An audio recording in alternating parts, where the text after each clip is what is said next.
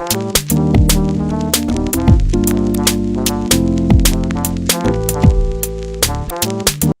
everyone. Good afternoon. My name is Valentina Salazar, Program Manager of our Community and Engagement Department.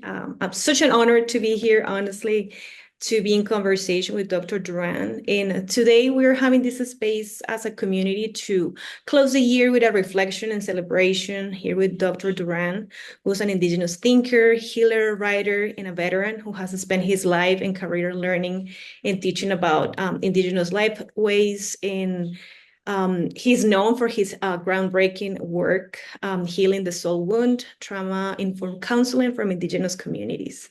So such an honor to be here in conversation with you, Dr. Duran. Thank you. And yeah, I know that you wanted to open the space with a little bit of storytelling, so the mic is yours.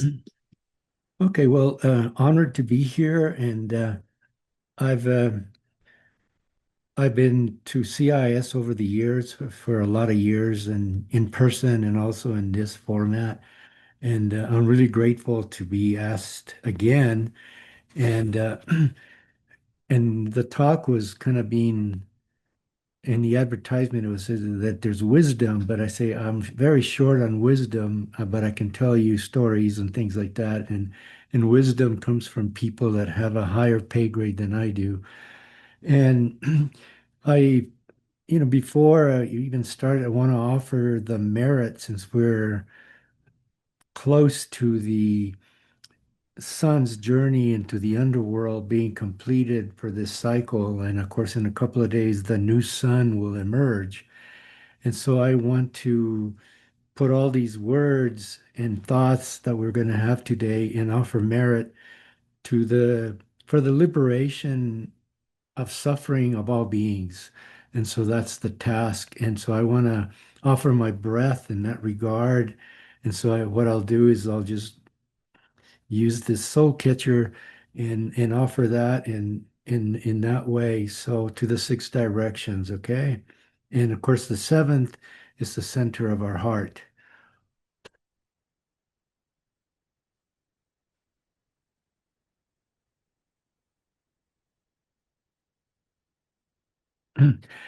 And my given name is Eduardo Duran. My spiritual name is Teoshpai Tawapea Wichasa. And I give that so that the ancestors, my ancestors, can also greet your ancestors as we're here meeting today. And our ancestors will probably continue the discussion long after we are finished here today. And hopefully, we'll stay open to what they have to offer. But I just wanted to take a moment to talk about my journey a little bit so that prospective students that are, interested in this field can see that there's more than one way to do this psychology thing. And I'm a veteran also. I'm a Vietnam veteran, and it was shortly after I got out of the military that I started my educational process. And and just really fast forward to the graduate part of the program where I was working for tribal communities. It was intertribal. There was like 20 different tribes that were involved, and and this was a long time ago. And what they wanted was for me to start what at the time was known as a mental health program. And of course, I had taken research methods and counseling, and I had all my Western tools ready to offer to these communities. And the first order of business, as you all know, in our field, is that we need to evaluate, and from that, we develop a treatment or a prevention, and then we implement it, and then we measure it. And at the end of that linear process, supposedly success happens. So I started with my survey to see what was going on with the community. And after having the surveys being sent into the community, they were returned a couple of weeks later, and they were all blank. So I was couldn't even start. So when I asked the community health workers, well, did you take the survey into the community, and how come no one filled them? And the response that they came back was, we the reason we hired you to do this is because we thought your grandmother taught you better manners than this. And they said, what gives you the right to go around asking us a bunch of stupid questions? So basically, they took away my Western research methodology and say, we don't want any of that. But what do I do? That's all I have. I mean, that's what I'm learning. And so that became a real difficult part of my journey because at the same time that I'm supposed to be developing this program, people are coming to me for help. And of course, all I have is counseling 101, if that. I'm still in the middle of that. So I don't even know how to sit in front of people or what to say to them. And people are coming to me with serious problems. And of course, before that particular part of my life, I had been working for the Department of Defense as an engineering psychologist, which is very behaviorally oriented stuff. And I mean, it's the old behaviorism. This is B.F. Skinner. So what I started doing is trying to implement those treatment methods with the community people that were coming to see me for help. And so when I would try to do my behavioral interventions, they rejected that also. They would say, we don't want you to be talking to us like that. So now they don't want my therapy. They don't want my assessments. They don't want it. So why did they hire me? And so I'm in the middle of this turmoil because they're paying me, but I'm not able to do anything. And so I went to, one of the elders, a couple of the elders, when they saw how I was suffering, they gave me an assignment. And I says, because I really don't know what to do here. And they said, well, what we want you to do is, because my work was in a mountain community, and actually my office was a government RV. So it was a truck where people would come to see me. And they say, well, what you need to do is you need to go up into the mountain and consult the spirits. And of course, since I hadn't gone to CIIS, I did not have a class in that. I hear that you all have a class in consulting spirits, but I wasn't lucky enough to have that. So I have no idea what to do with that. So I go up into the trees and I start looking around. I don't hear no spirits. I don't hear nothing. So back to the drawing board. I'm asking people, what do you want to talk about? And what they wanted to talk about was their dreams. And of course, I really didn't have a lot of training in that because our profession doesn't really give us a lot of that. I don't know if CIS does, but and so I said, okay, let's talk about your dreams. And people started coming to me with notebooks full of dreams, and all I could do was basically say that I listened to the dream and just offered like whatever interventions were taught in counseling 101. And the first one that we're taught is that when we have no idea what to say, is we tell the patient, well, what do you think it means? So I tried that one. And of course, these folks were not codependent with me at all. They didn't cut me any slack. So when I asked them that, they would say, well, if we knew what it meant, we wouldn't be here talking to you, would we? So now I can't even say that. And so all I get left to me is the other intervention that all mental health providers, at least in the Western world, have. And that's when we have no idea what's going on. We kind of rub our chin like this and we go, hmm. So I would just do that. And somehow that worked because apparently people thought, oh, he must really know something, but we're not ready to hear it. But what was interesting is that by just me hearing the dreams, people started getting better. And these are from pretty severe issues that they were dealing with. There was serious depression, serious anxiety, serious addictions, violence. All of those things were part of the clinical picture. And by me listening to the dreams, people started getting well. And so that was what catapulted me into some of the work. But in order to tell you where all this is coming from, In the Western world, we have to give citations. So I'm going to give you my citation and take a few minutes and hopefully that'll be okay. As I'm doing this work up in the mountains, the community health worker came one day and she said, "There's this elder that wants to talk to you." And as soon as she said that, instantly my reaction was, I don't want to. I didn't say it, but I didn't want to talk. I didn't know who this elder was. So I made some excuse that I'm too busy and why doesn't he show up and talk to me?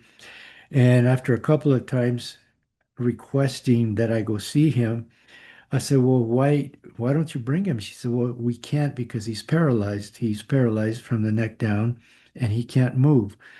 And so now I'm thinking, well, clinically, we're trained to ask questions, right? We can't just do things the way they're presented. So I started asking kind of diagnostic questions to see if he really wanted to see me or if he maybe needed to see the physician for medication. So I'm asking, what does he do? I mean, what is he all about? And she says, well, once or twice a year, we take him up to the mountains in his wheelchair and we leave him up there for 4 days with no food and water. And so now I'm thinking, elder abuse, you can't do that. And so I'm asking, what does he do while he's there? And she said, he sees. And I asked, well, sees what? And the response was, he just sees. And of course, I had no context to know what she's talking about. So I'm starting to think that there's a primary process going on. Maybe he's psychotic and definitely doesn't need to see me. So fast forward a couple more weeks, she stops by the truck in her truck and she says, nobody wants to talk to you today. We're going to go up and see Terrence. And I started getting a panic attack because I knew that I had been ambushed and now I had to go see this elder, but I didn't want to. So I pretend that I'm okay. I get in the truck and we go up this pathway. It's not even a road, it's just up the mountain. And there's this little shack. And so I get out of the passenger side and she gets out, but she leans against the driver's door because I was hoping that she'd go ahead of me. And she says, no, he doesn't want to talk to me. He wants to talk to you. And so now the panic is getting worse. It's becoming terror. And I don't want to go into that shack. And I don't know why, but I just didn't want to, but I have to. So I walk in and there's this bed with what appears to be a skeleton laying on it. And there's bags holding body fluids hanging on the side of the bed. And I just had a reaction internally. And the very first thing he ever said to me in this lifetime, first he smiled. He had this crooked smile to the side of his face. And he said, don't think that way. There's other realities. And I think that would suffice for today's talk, but I'm going to say more, but from him to you, don't think that way. There's other realities. And so I'm starting to, the panic is just getting worse because I don't want to be in there. I don't know what this is about. And then he laughs and he asks me a question. He asks me, have you ever seen the colors? And of course, I have no idea what he's talking about. So all I could say is, no, sir, I've never seen any colors. And then he laughed again and he says, want me to show them to you? And it was at that moment that I almost lost consciousness. I had to hold myself up and go to the door. And right as I'm at the door, he said, I want you to come and see me again. And all I wanted to say is, no way do I want to ever come back to see you again. But I was the only person working in the community, so I have to go see him. So a week or so later, I go and kind of scared, and I talk to him for a little bit. And so it grows. Every other week I go see him to where I was comfortable being in his presence and developed an affection for him. And this lasted for 3 years, to where, and during those 3 years, he basically was speaking English, but I didn't know what he was talking about. He was talking in metaphor that I wasn't familiar with.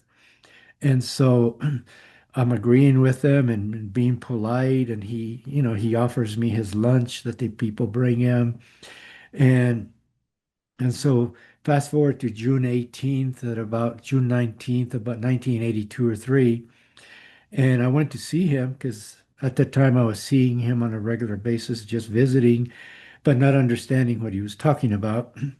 Yet I knew that he was revered in his community, but I didn't know why. And so that day that I went to see him, he's sitting on his little porch there in his wheelchair, and he's wearing a new shirt, and he's wearing a new headband around his head. And I sat on the step below him, so both of us are facing in the same direction, and I'm here below him, and he's on the chair. And that day he proceeded to talk to me in in a completely rational way, basically almost a college professorial lecture he gave me. And and so I was a little bit resentful at that point because I thought he could have been doing this for the last 3 years. Instead, he waited till today to tell me this. And and so I left.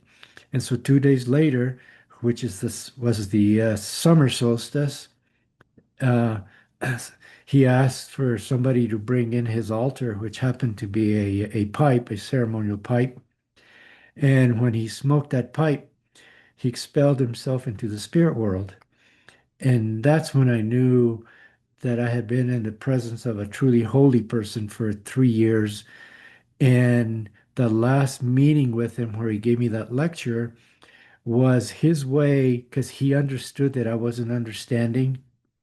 And so what he did is he gave me what I call the Rosetta Stone so I could interpret what he'd been talking about for 3 years. And so the books that I write are direct knowledge from his teachings. And so that's the citation.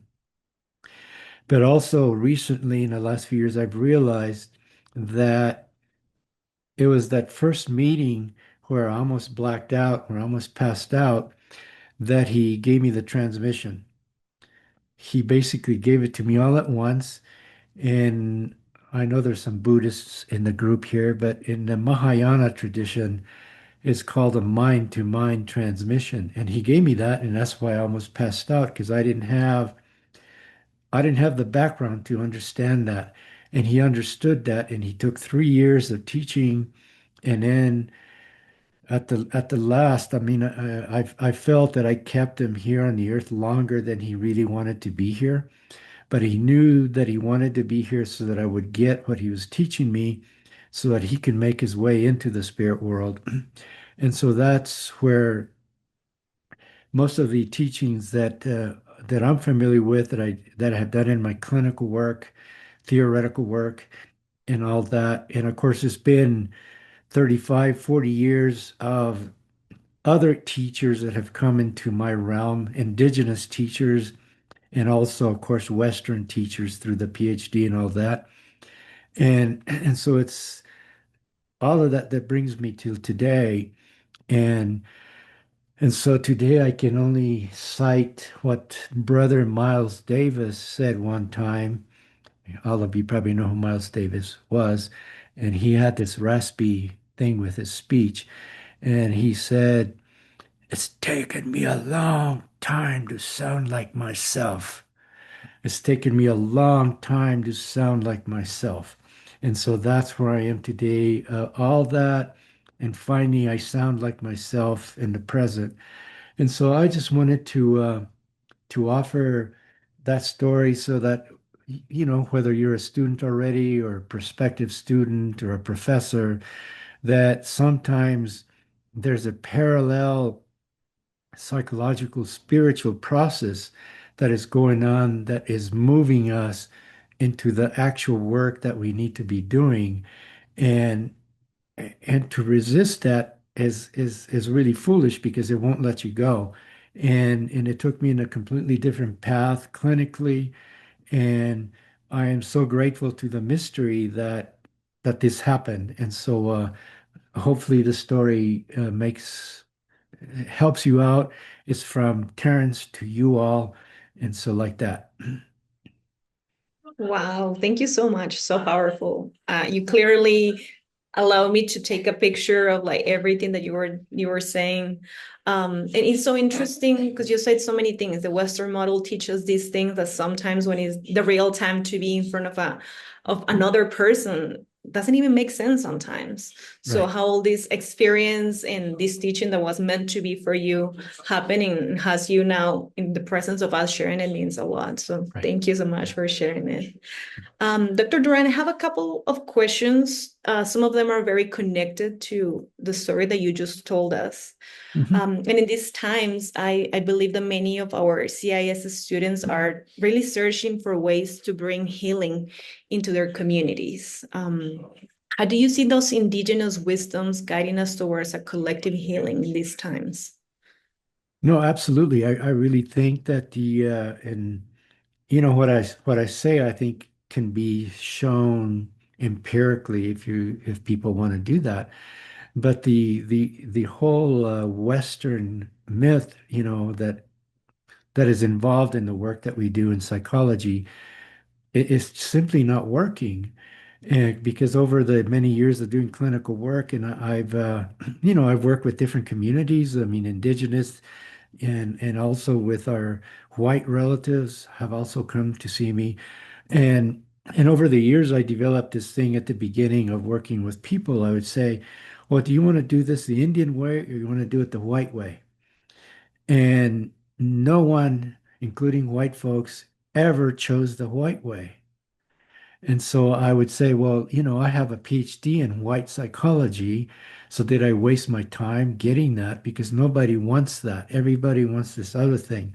And so I really think that the world is looking for a paradigm shift. And I hate to use jargon, but basically looking for a new way because a lot of what the fathers, and they were mostly fathers in Western psychology, um, it works up to a point, but when it comes to people of color, indigenous people, just like the communities told me in the beginning, we don't want you to talk to us that way. They say, we thought your grandmother taught you better manners than that. That's a huge thing to tell somebody because I knew what they meant and that I was being very disrespectful.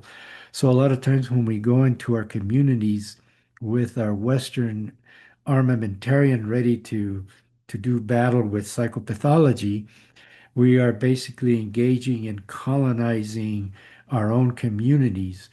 And a lot of times communities are kind enough to where they won't tell us. I was lucky from the get-go that they told me right away, we don't want that. They didn't want my research methods and they didn't want my clinical work. And so I really think that searching into the background of your community, whatever that is that you're going to be working in, and going back in time, at least, however many generations, and also looking internally as to who you are in the present moment and how long it's taken you to sound like yourself. Because if you're sounding like a Western trained psychotherapist, you're not sounding like yourself. And Miles Davis would have an issue with that. And even though he's in the spirit world, you don't want to upset him because, yeah, he was the real deal. And so I really believe that indigenous wisdom, and we all have indigenous roots somewhere, and we can connect to the great great great grandmas because again Western psychology is a very patrilineal development. I mean, it's mostly guys that wrote it, and and of course they came from another time, another world, and so a lot of the things that they talked about and theorized really don't connect with us. But that being said, you're still going to a Western institution, and it reminds me of the time when I went to see Terrence for a visit, and because I was seeing that Western psychology wasn't working, I had decided to drop out of my doctorate program. So I was all proud of myself and I went to see him and he's laying in his bed, of course. And so I told him, I says, I decided to stop this because this is too crazy.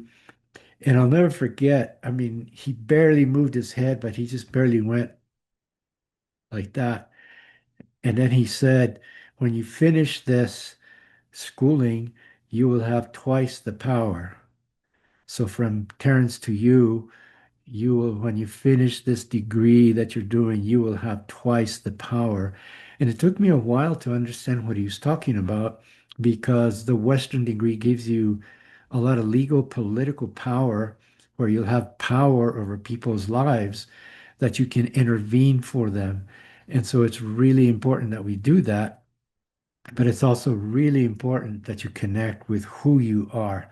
And I know sometimes the graduate program gets a little bit difficult and boring, reading the same stuff.